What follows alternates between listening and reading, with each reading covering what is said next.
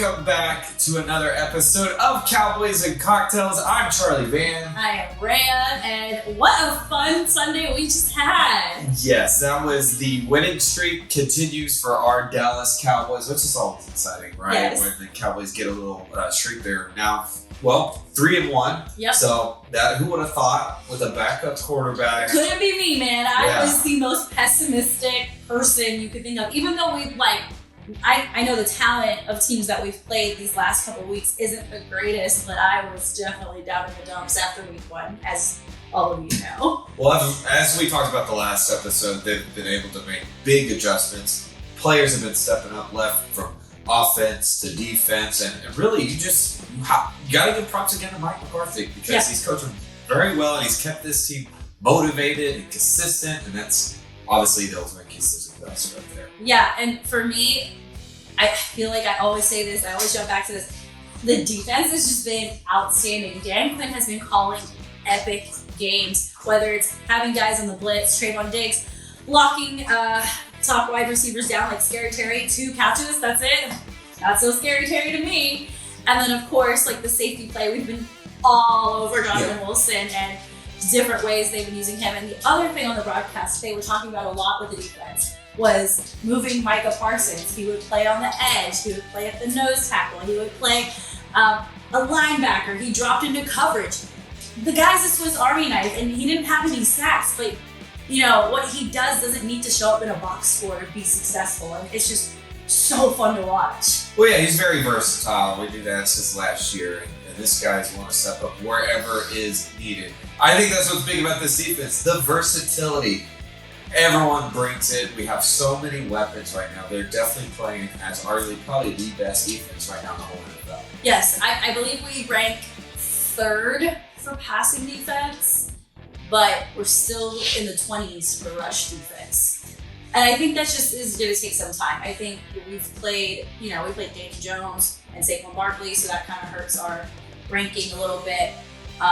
But I think with us playing the Rams next week, we don't have much of a run threat, so I'm not too worried about it right now. But when we get to like Philly, for example, and you got to worry about Jalen Hurts and Miles Sanders, but we can get to that next week. Yeah, I mean, there's obviously things to improve in our rush defense, but overall, when you're just looking at the whole team and that whole defense, what they've been able to do is pretty remarkable. Outstanding. So I'm excited. Yeah, I love being excited about defense. I'm a total defense nerd, always have been. I think the fact that I grew up without a defense made me obsessed with defense. Well, if you remember those 90s Cowboys teams, I remember Deion Sanders and Charles Haley. Yes. So reminiscence of a little bit of that. Yes, and Micah Parsons has been working with Charles Haley. I saw. That's amazing. It's all great with the future grade. It makes sense, and I mean, it's got to be if you're part of that former defense team, it's got to be exciting to see a guy like Micah Parsons. Definitely. But also see someone like Donovan Wilson, who is ranked number 2 right now out there in the power rankings. So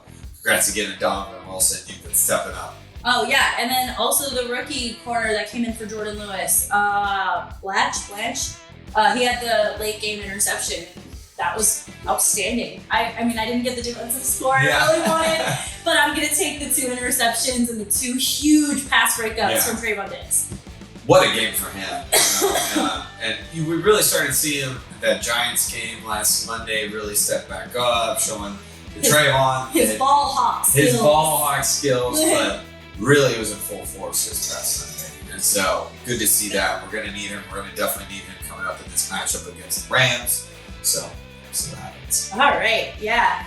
Another thing, so we've been all up on the defense. Let's talk about the offense a little bit. I think one huge key to the win was the return of Michael Gallup. Yes. He had, I think, 4 receptions, touchdown, which warmed my heart and soul, and he drew 2 major PIs on home run balls. So having that deep threat is such a game changer. And I forgot what it was like to have that. We've been playing without that 3rd or 4th dimension, whatever you want to call it, for so long that I forgot that it was even an option.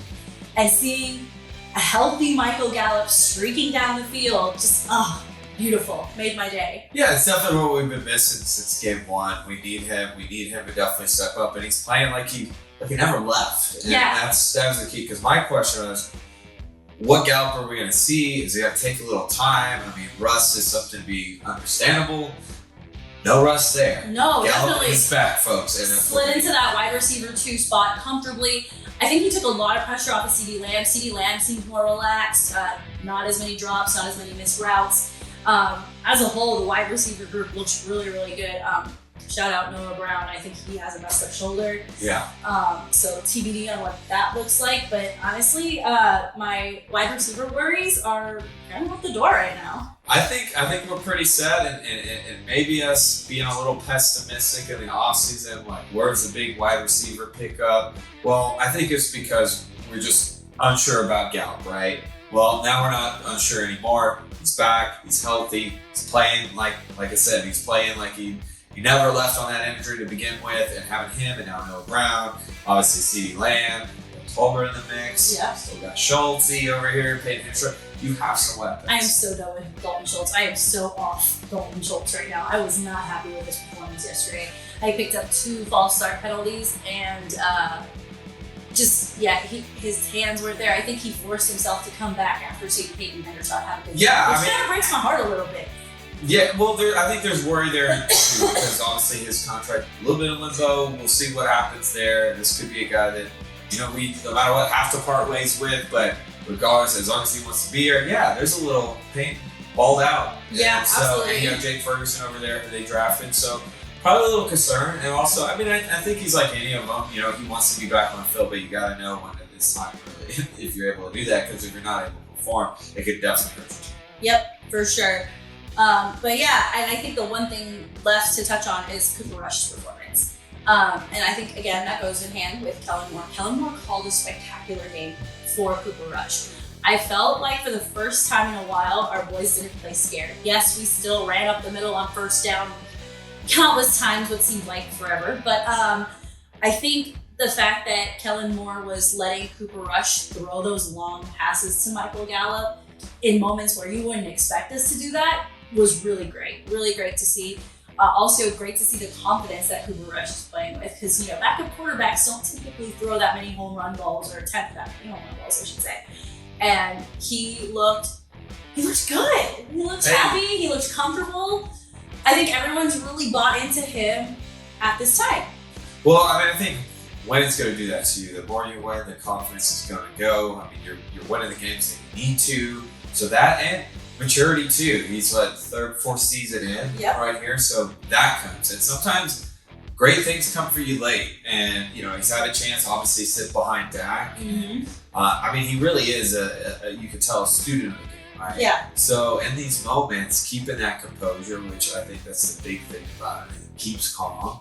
I think that comes with a mixture of the maturity and it just clicking, but also, once again, the confidence in the play calling. Yep. Yeah. And the confidence in that O-line. Oh, yeah, that's a good point. So that's the thing. You can make those deep throws where, in that game 1, Dak, you weren't sure because obviously there's some shakiness there. Well, you're a lot more confident when you know your O-line's going to hold for you. So. Yeah, and they were, yet again, outstanding. It was really funny, and I think our viewers are going to agree with this, to see a team get penalized more than us. I think Washington racked up Thank you, 100 Washington. yards in penalties. We passed the torch to you. And it was so weird. It was like false starts, delay of games, like absolute dumb shit that I'm used to seeing the Cowboys do. Washington did everything, and it was kind of entertaining. Here's my question about Washington. What's going to be the state of Ron Rivera after this season? Oh man, that breaks my heart. I was such a fan of his. This team just has such a mess, and that's why, I mean, you had to win this, so you couldn't keep it close. Like, there's just no way with how this team is kind of in shambles right now to even win a close game. Then I'd be very worried going into the next matchups. But yes, the big question is what they have to do something for the franchise. Yeah. Or a guy like Scary Terry or Nope. So we shall see, but hey, we won. That is important. Now, let's kind of you mentioned about Cooper Rush, right? So this is the big question in the Dallas. question. Hot from the Dallas media, which now I guess we're members of. Yeah, well, I mean, we had this back in 2016, with Dak and Romo.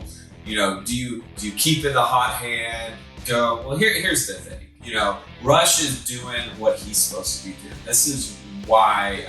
That you are a QB2. This is the job description. Yeah. This is your expectations, and you are fitting that mold excellently. Because as Cowboys fans, we saw during the Roma era of injuries, just the lack of a backup quarterback to come in and get the wins. I mean, it's like Teddy Bridgewater and Drew Brees. Teddy, got them on such a good start. I mean, they were on a 5-game winning streak. Yep. That's what you want. You're not looking for Dak's replacement. That's not. You're looking for somebody who's like, you know what? It's okay. Don't rush back. Because too many times we talked about this off camera, especially 2015, Romo rushed back. I mean, it's worse, was out. Big career changing. You don't, especially with throwing hand. You don't want to rush Dak back. Let it heal. Yeah, give him that time. Give him that time because you have some big matchups where statistically Dak has proven he can do well. Passer rating of 104.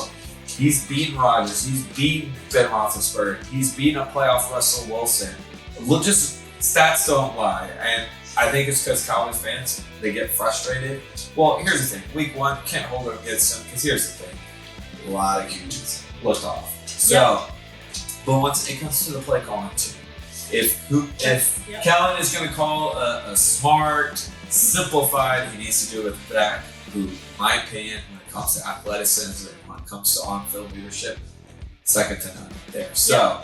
But I am happy that Cooper is doing well. If anything, I was watching Pat McAfee last week.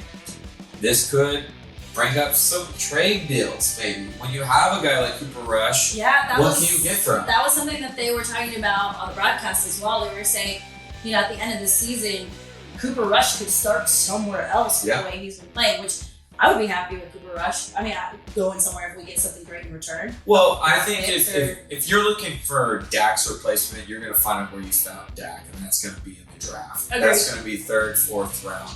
And here's the reason. You paid Dak all that money. He's 29 years old. Give him time. Don't let just because one game, a lot of people had a bad game that first, be like, oh, well, because Cooper, the team is matched him up. Well, it's because it's the play calling. Right. It is the play calling, and that's what it comes down to it. And the O-line is clicking. That's what you need. Like I said, I want to see what Dak can do behind that O-line, and I want to see what Dak can do with proper play calling, which we've been begging for the last 2 seasons, I think.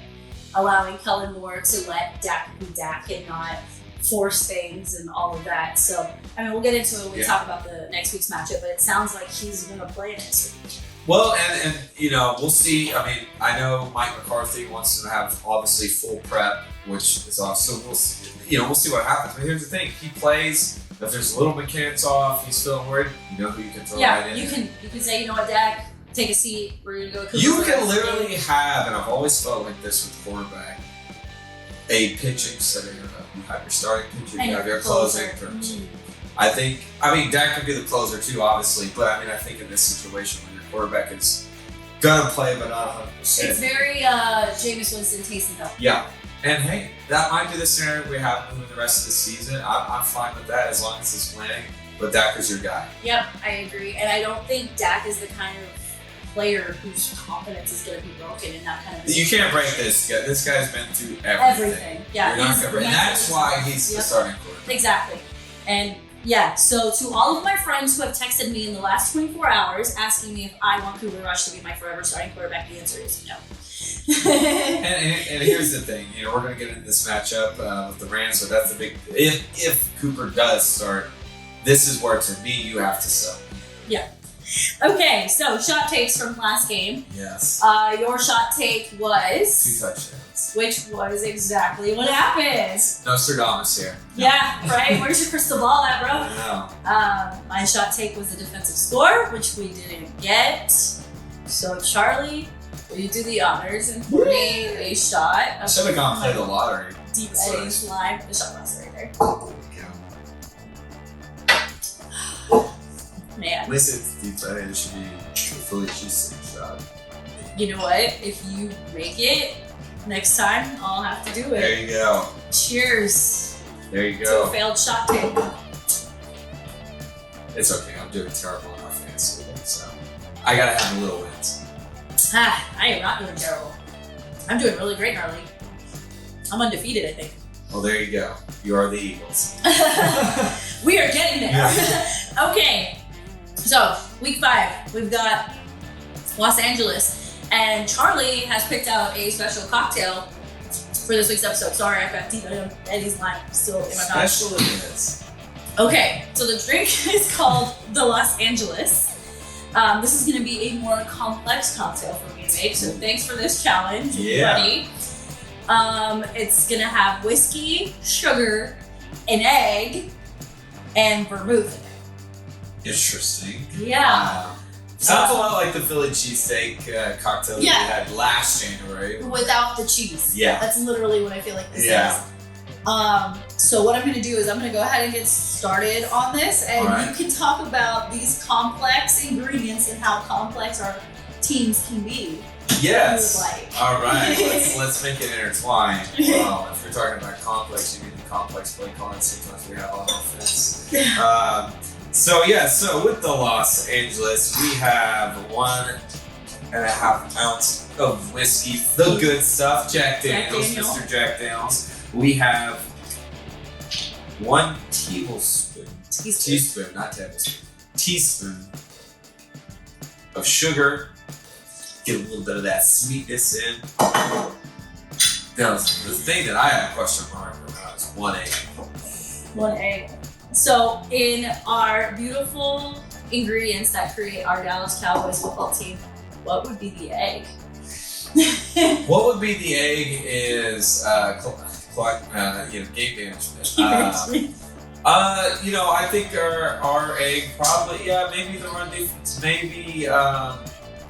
But what if the egg just is in there to make the drink a little bit more fluffy? Good. As long as, it could crack, it could be scrambled, we can do it. Honestly, right now, I think if there's any egg, it's penalties. That's always been our egg. False starts, holding, like that is our egg. I'm not saying this Cowboys team is 100% fully complete, but I think we're more complete than we were week 1, and I think we're more complete than we were a lot of last year. And I think that is obviously, once again, comes with the play calling, comes with maybe the maturity of some of those players that were scrambling. No pun intended. You see what you did there? But this team is just super confident, and which is great to see because it had every reason not to be after losing your starting quarterback, after already losing your starting offensive, tackle and Tyron for again and again, losing Connor McGovern. It's one of those just injuries, and obviously you lost your top receiver last, in the offseason too. Part wasn't right. So that egg, if I had to say, is the penalties. I feel like everything out there, I feel we're doing just fine as long as we can just stay consistent. Which you can say that's a second egg because lack of consistency for the longest time has not really haunted this team. But we are doing it. So I hope that makes sense. And the whiskey right now, well, the whiskey's been the defense. The defense, for sure. Smooth, elite. You can say the sweetness, the sugar's been brown. Not that tough. I need this open because I had to dry shake it, and now I have to add ice to it. But I'm always terrible at opening shakers. I shouldn't be allowed to use a shaker, honestly. Well, it is a little wet. So. Yeah, I made a mess. What's new? Here we go. All right. Well, I'm trying to get this open. Don't ask me to open pickle jars for you. That's what you have to man around for, right? Yeah, all right. Well, so with LA, when I think about LA's offense, I think about Matthew Stafford, Cooper Kupp, Tyler Higbee. Yeah. That's it. Yeah. That is all I'm concerned about when it comes to those guys. Yeah. We're having some technical difficulties here. Hopefully we don't have some technical difficulties come Sunday against the Rams. That thing is really stuck, by the way. I got it. No, I don't got it. Yeah, I got it. Go. Okay. Ice. Open the ice thing. Let's see if you can open the ice. I got the ice. Because if you can't, then I'll just go to the ice machine. I was trying to be prepared. Something's tough, man. All right. Well, this is about as good as. But when I think about how our defense matches up against the offense, So we talked a bit earlier about how our run defense isn't the greatest, but the running offense for the Rams isn't existing. No, I mean the offensive line. As someone who has Cam Akers in fantasy. The offensive line is in shambles, just like this ice bucket. Charlie's struggling. All right. I think all your stuff is like frozen together. Okay. So here we go. Well, I'm gonna get this. We'll probably have to get regular ice. So there you go. Hopefully. Don't worry about it. There we go. Anyways, you know what? We tried. This is why we're not bartenders. We got the ice. Yeah, I mean, this matchup is the most intriguing. Just going to say that over line with the Rams. The pressure that you could possibly put on Stafford. Obviously, you know, we really have to cover Cooper Kupp. Not going to be an easy task. But I will say, I think right now, where we at or we're there at as far as health goes, I like our chances going into this game. I think if the more pressure we can put, we do need Donovan Wilson to have a big game. We do need to have Micah Parsons in that big versatile position. Mm-hmm. We need Jordan Lewis to have a big day too, and we definitely need Trayvon to keep that consistency. We also need Anthony Brown too, because you're gonna have Tyler Higbee. You're gonna obviously Cooper Kupp's there. We'll see what happens with Van Jefferson. I don't know that he'll be back in time. Nope. But you know, we also can't let Cam Akers have a day, which hasn't been a thing because he's on my fantasy. But yeah, and we're watching the 49ers Rams now in the background, and the run game's been non-existent. Yeah, so I think our win from this would definitely happen. I think more on the defense, but this is like I said, if Cooper Rush is playing. This is the big time. Yeah, definitely, and I would like to see how Trayvon Diggs matches up with Cooper Kupp. Trayvon Diggs did an excellent job on Terry McLaurin last week before Sterling Shepard, I guess. Yeah. Well, it was a combination of he was moving around. It was Sterling Shepard and what's the other guy's name? Whoever the number 2 is. Is it Galladay? Yes. Yeah, he shut down the big contract. And right. Not so you know this will be a good test for Trayvon Diggs, and like you said, maybe Anthony Brown as well.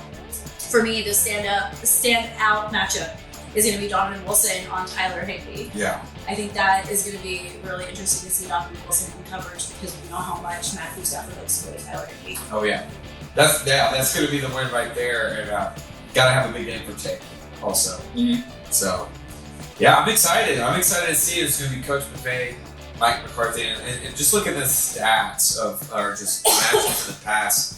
We haven't had a lot of luck against the Rams, but if there's a time where you might get a little lucky, it's right now with where that O-line. Yeah, definitely. And like our front four has been outstanding. I think we will get a couple sacks on Matthew Stafford. I mean, I was watching the first half of this game, and the 49ers put Stafford on the ground 3 times already. So definitely huge opportunities for Micah Parsons. D-Law has been coming on really strong his last 2 games. Gallimore, Armstrong. Yeah. So I'm expecting a huge game out of our defense, as always. Yeah. And then on the other side of the ball with our offense, whether it's Dak or Cooper Rush at quarterback, I think, again, you just have to stick with that formula of pounding the ball. I think, you know, they have Aaron Donald up front, so definitely going to end up having to double team him, maybe go 3 tight end sets just to make that offensive line a little bit bigger. I like what I'm seeing from Henry Trott and Ferguson, so I expect them to take more snaps next week. But I think the key to scoring will be in the run game. Yeah, I mean, and you have the dual threat with Tony Pollard and Zeke, and not a lot of teams would say they have that, and I think you're right. I think front wear out that defense there. Don't get cutesy at all, whether it's Dak or Cooper Rush. Just keep doing what you're doing. You know, they have us as a 6-point underdog. 6.5 point, yep. I'm going to say this. I think it's going to change after this game, though. I'm going to call the upset. I think we beat them. I think we beat them by at least field goal. I think Lenny Monroe is going to come in. I think not having an O-line is detriment against this defense. You don't want to play this defense with some. I mean, nobody wants to do that. But I mean, with how much of the force of this defense and guys like Wilson really step right, it's going to be a lot for Stafford. And I think we're gonna get the W. Yep. I think we're going to shut some haters up, but or maybe it's hey, you should have won that, with the match. Either way, I think we get the W. Yeah, I also think we're going to get the win. I don't think this is the Super Bowl winning.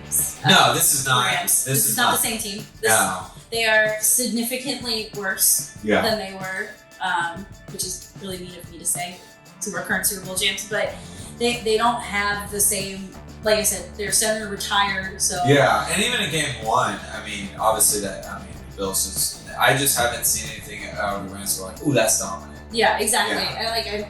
They're down right now 17-9 to the 49ers, who neither one of us thought were that great, but actually got better with Jimmy Garoppolo at quarterback. That's a different conversation. Is that shocking? I don't know. Guys, the Super Bowl and the NFC Championship again last year. But long story short, I think you just stick to the formula we've been winning with. That's how we're gonna get the win.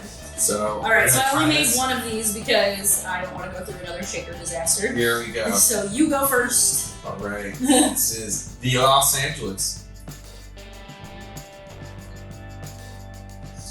It's definitely better than the Philly cheesesteak cocktail. It's I give it about a 5. That's not bad. Yeah. Yeah, I'd say 5 or 6. The sugar is what makes it. Yeah. The whiskey and sugar taste really good together. I wasn't sure how that egg was gonna go, but because usually when we make these cocktails, it says egg whites and you're supposed to fluff them and shit. But this recipe did not call for that, obviously. But I think we got it right. I think so too. Yeah, I think it's not bad. It's not bad. Yeah, it gives me it's a classy kind of drink. Maybe the path to get there wasn't very smooth, but I think it turned out just fine. Hey, we'll pat ourselves on the back for that one. Yeah, definitely. After my hands are still sticky from the sugar, probably. All right, so we covered the matchups. We covered Dak coming back as quarterback. We both say we're going to win. The last thing we need to discuss is what our shot takes are going to be for this game. I think field goal. Money line. You win by field goal, specifically win by field goal. Yeah. Yeah, that definitely makes sense to me. I've gone back and forth because I keep picking on the defense, so I'm going to switch it up and I'm going to go with the offense, and I want to make a Dak Prescott centric prediction, but if he doesn't play, then I don't want to be guaranteed to do the shot. So what I will say is both Zeke and Tony Pollard get touchdowns. There you go. One for Zeke, one for Tony. There you go. Yep. I can see that. We'll see. Yeah, we'll see. All right, cool. So that is how we feel about this upcoming game. As for stuff going on around the league, we've been debating back and forth on a bunch of topics. So I pulled together a list of 4 games that I find interesting and conversations we can have with those. The first one is Eagles and Cardinals. They play during the 4 o'clock window, 4:30 window on Sunday. My question to you is, do the Eagles keep their undefeated streak alive? And is the NFC East the most elite division in football? I think they do keep that. I wanted to say that they were going to lose to the Cardinals, but Cardinals to me have not shown consistency.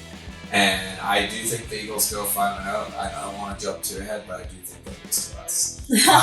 And that's because matchup wise, I feel from the defense, that's just fine. The way our defense, I see us win all of this matchup. But going back to this, Kyler Murray has to have a big game because the Eagles defense has been solid the way that team has been playing.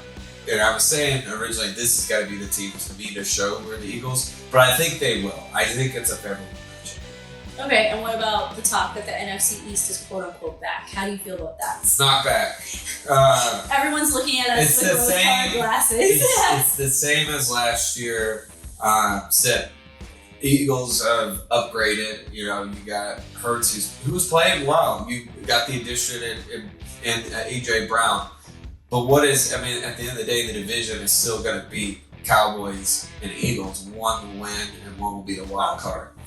So it's not back. Giants haven't shown anything to be they're a threat. They're going to come out and take It's so annoying. It's like the schedule, right? Yeah. All of us NFC East teams have had really easy schedules to start the season. I mean, the Giants are 3-1, and they I legitimately think we've had the don't even hardest. have a quarterback. Yeah, Technically, between having to play the Bucs and the and Bengals, yeah. I agree with you. And then the Rams is going to be super tough. I don't think the Eagles beat the Cardinals. I saw some special stuff out of the Cardinals this past yesterday. I believe they played the Panthers, I want to say.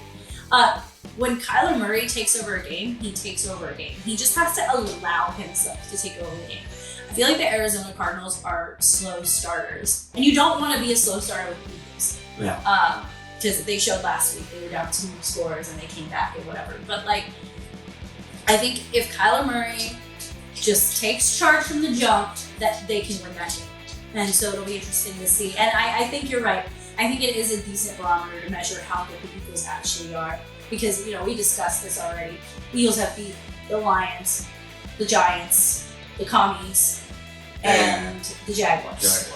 The Jaguars are the only team. Yeah, we both feel like the Jaguars could win the AFC South. But, those aren't. That's not Tampa Bay. That's not Green Bay. That's not even the Rams. And that's not even, the Niners. Like, I'm not going to take credit for them and say, they didn't deserve to win those games or whatever. No, they should be winning those games. They should be. They should be. That makes perfect sense to me. But am I saying, Super Bowl contender? Absolutely not. No, because at the end of the day, it is an NFC East team.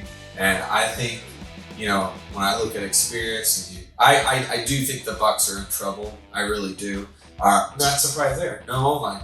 That game yesterday was bad. Yeah. Sunday Night Football was bad. In the last episode, I picked the Bucs to win that game. Yeah. And they didn't have a shot in hell. The Chiefs just came out and absolutely smashed. But, but long story short, both agree that Eagles are good, but not, we need to see more. Yeah. Okay. Second game that I found interesting, Bengals and Ravens. Are the Bengals back, and did Lamar choke versus Buffalo on Sunday? That's here's the thing. We were saying that Lamar definitely needed that win, which he did, but at the same time, I just felt like the Bills are this team, minus that Miami loss. I feel the Bengals-Ravens matchup is a winnable matchup for Lamar. I really do. Mm-hmm. I still think there's a lot of holes on that defense. The Bengals, they have holes on their offense line. It's just, they had to win last Thursday. Agreed. So now, but I'm still going to give Lamar credit in that Ravens. I think they will bounce back. It may be a little close of a game, but I think they can do it. They got one of the best kickers in the league.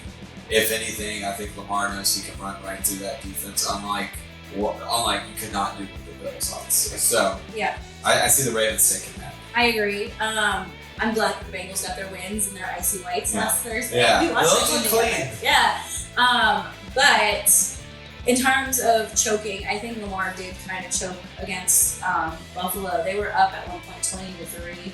And they were in position to win that game, and I don't think the coaching staff put him in the right position to win. I think you should have kicked that field goal, taken those 3 points, and relied on your pretty decent defense to win the game for you. So I think in a way, yes, he choked, but I think he choked because he wasn't supported in the right way. I understand where Coach Harbaugh was coming from. You going all in, trusting your offense, all of that nonsense, but to me, I'm always going to be the girl that takes the points. Yeah. All right. Cool. Next up, Raiders and Chiefs. Raiders got their first win versus the Broncos last week. Chiefs steamrolled. We were just talking about the Bucs. Yeah. Divisional matchup. Weird shit always happens. Can the Raiders play? Spoiler. Don't think so. It's Mahomes, and he owns this division. Will continue to own this division. It's like when Brady, in the East. There's the matchup is just not good for the Raiders. Yes, they got the Broncos. That's not saying a lot to me. Yeah. Especially after that Bronco Niners. To be fair, you did pick the Broncos. I did think, but once again, that was a must win for the Raiders right there. But it's not going to be enough. They just don't. I just think outside of Buffalo, Mahomes, it's going to be. I think it's going to be a dump. From what I saw on Sunday Night Football, ain't nobody stopping the Chiefs. Yeah. Patrick Mahomes made all of those guys look elite. And Yeah. I was the person that said, who's Mahomes even throwing to? Yeah. Freaking everybody, He is- okay? He is the Brady. Yeah, that jump pass to Clyde Edwards-Helaire, chef's kiss, amazing. So yeah, I'm with you there. I don't think the Raiders play spoiler in this time. They are playing Arrowhead, which means they play in Vegas later. Maybe the Raiders will steal that one because some weird shit always happens in Vegas. But for now, Chiefs look outstanding, and I don't see them taking a loss. The last matchup I pulled Giants and Packers, both 3-1, playing in London. Yeah. Packers played a close one with New England. New Yeah. England had the third string quarterback come in, and they won that shit in overtime, which was a little scary if you're a Packers fan. Giants also have quarterback issues. Danny Jones has a shoulder injury. You And obviously don't have Sterling. and what's his name? The backup quarterback that came in had a concussion. Tyrod Taylor. Yeah. Concussion. So who's going to play a quarterback for the Giants in London, and what's that game going to look like? Uncle Rico from Napoleon Dynamite. I mean, it's going to be the Packers. I mean, and I mean, even if Danny Dimes was in there, yes, they might have had a close one, but I just don't think. I mean, I think the Giants have a lot of question marks, a lot of issues there, and it's Aaron Rodgers. I mean, he can win them close. Okay, I'm so sorry. Like, I can't take the it's Aaron Rodgers narrative anymore because it's not Aaron Rodgers anymore. At least through the first 4 games of the season, that's not Aaron Rodgers fantasy football owner. That's why I can say what I'm saying. I'm disappointed, honestly. Like, and those guys that he has, those receivers, they are open, they are running their routes. It's just there's no chemistry, and I don't know. Does Aaron even seem interested anymore? I mean, he could. Here's the reason why I say, and I get the Aaron Rodgers, but at the same time, even if he seems to, he's gonna find a way, and that's the thing. I don't think the Giants have that magic to find a way. That's what I mean. Right. Like, not the best season, but even in the closest, that's the guy. Just like that's the guy he's just gonna find a way. And I mean, the Giants they just have too many issues. Like that's the thing. You don't want to play a Packers or a Bucks and you're banged up. You don't have a Sterling, you don't have a Danny Dimes. Well, you don't want the Danny Dimes, but still, definitely your starting quarterback's out. Unfortunate luck for the Giants. I'll say that. Yeah, I mean, it looked like they were taking like a couple steps forward. I wouldn't put them on the same level as the Cowboys and the Eagles and NFC East, but it was nice to see them be a little bit successful. Yeah, no, I mean it's I think it's cool to see a little competition in that, but at the end of the day, when you look at the talent of that team there, I just don't think it's as solid yet and complete yet for them to be in a conversation. But of course, losing anybody for me is bad. So no, I got the Packers, but I do got the Packers big. Yeah. I agree. All right, well, that is it. That is all we got for you guys for week 5. Wow, this is going by so fast. It is. Although we did miss two games, but we still got a lot more to come and a lot of repeatable matchups, obviously, within the NFC East. Got a bye week. We'll see what we look like going in there. A lot of questions. Yeah, for sure. Can't wait to find out the answers. All right, till next time. Good night, everybody.